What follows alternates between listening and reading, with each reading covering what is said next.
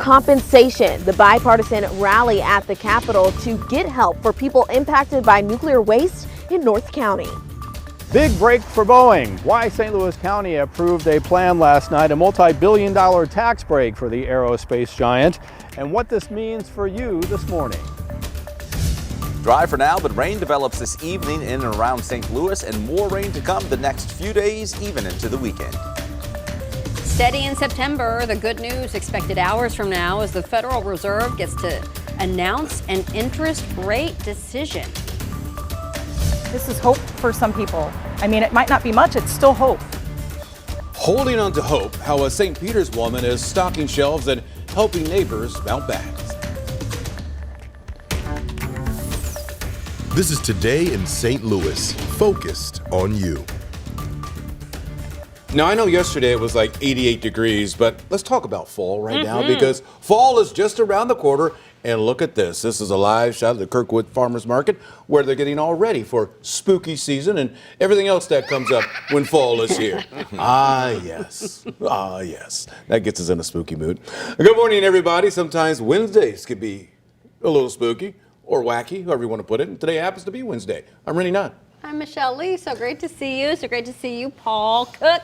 And then also, Anthony, I'm really concerned about this mesocyclone vortex that you've been talking about. It has quite the name, doesn't it? Kept me a little anxious all morning. I know.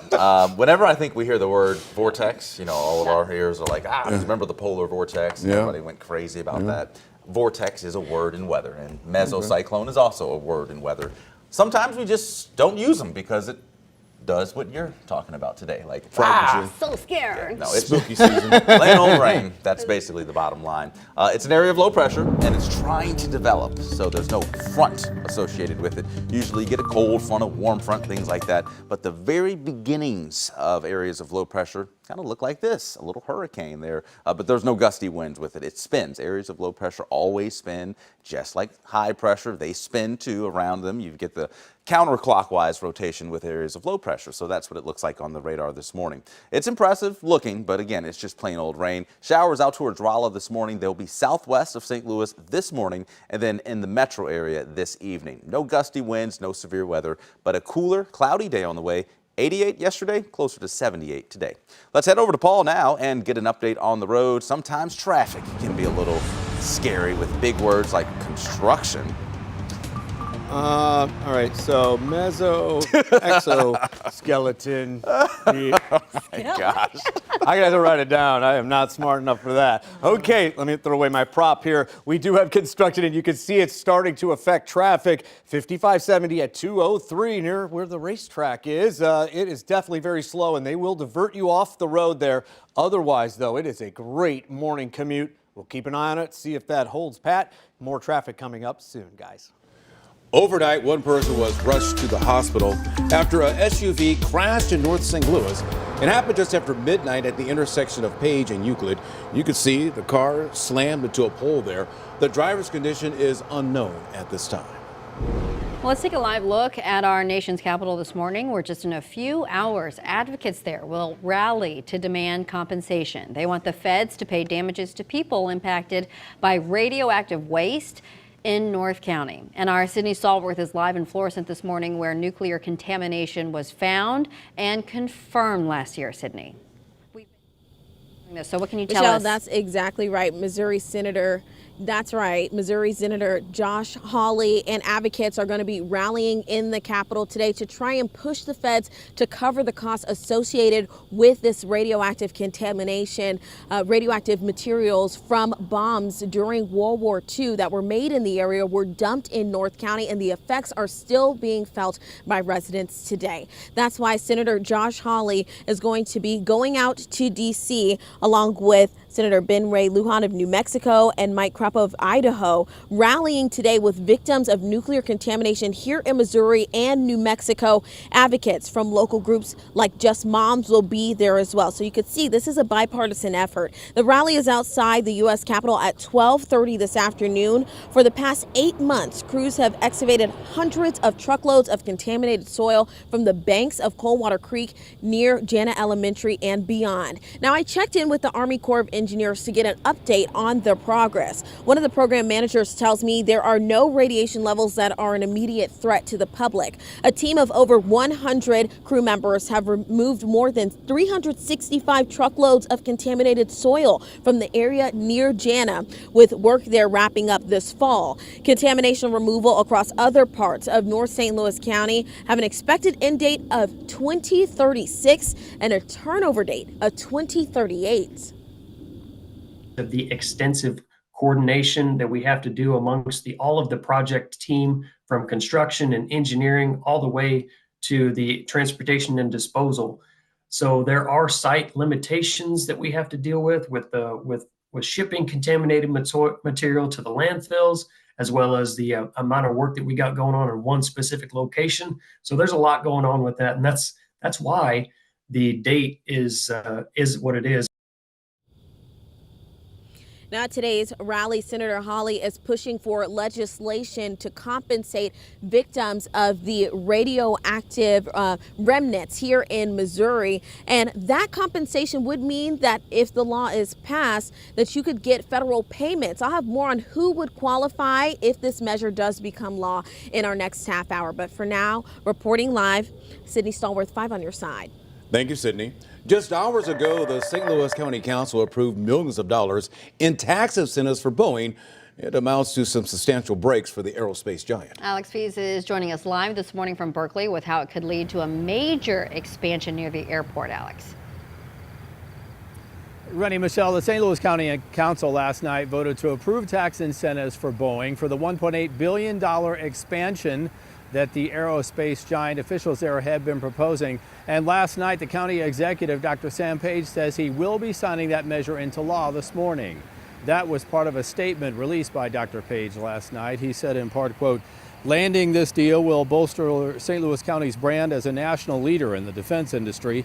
Approving these incentives demonstrates to the federal government that Boeing has the support of the community. And Boeing officials released this statement saying in part, quote, this vote will help us offer cost-competitive proposals, marking the first step toward bringing more high-paying jobs to the greater St. Louis area. We look forward to continuing to work with our collaborating partners on the next steps of this project. Boeing officials want to expand operations, and they're looking for the best location to do that in. This proposal would create hundreds of new jobs from one of the region's biggest manufacturers. The plan is to expand onto St. Louis Lambert Airport and that $1.8 billion investment. In turn, the company asked for a break on property taxes and personal property taxes. Several council members said last night they can see the pros and cons of the company's big ask. In the end, it was approved, though those opposing the plan did not hold back. The vote was 4-1 with Councilwoman Kelly Dunaway as the lone dissenter. And Councilwoman Shalonda Webb, who is an engineer at Boeing, abstained. Councilmember Dennis Hancock did not attend. He was absent last night. Now, coming up in our next half hour at 6:30, we will hear from county council members on either side of the issue. We'll hear what they had to say. Live this morning in Berkeley, Alex Fees, 5 on your side. Thank you, Alex. Happening today, a major shift is expected from the Federal Reserve. In a few hours, the feds are expected to announce a decision on interest rates, with the latest data pointing to a pause on increases. That would mean a break for borrowers looking to get a new credit card or a loan to make some big purchases, like for a car or a home. Last month, inflation ticked up, rising 3.7% over a year ago. This morning, Schnucks is making it easier for you to help neighbors in need. The supermarket chain is activating its Roundup at the Register to support the United Way of Greater St. Louis. 100% of donations through October 3rd will go to the nonprofit. You can donate through Scan and Give, and then Schnucks reward members can also donate their reward points. That is a great cause that they have there at Schnucks. And in fact, I've been going to other stores and every now and again say, hey, do you want a Roundup? And I'm like, oh, is this the same?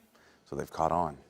It's different. Caught on. Different charities. They're rounding up. Everybody's rounding up.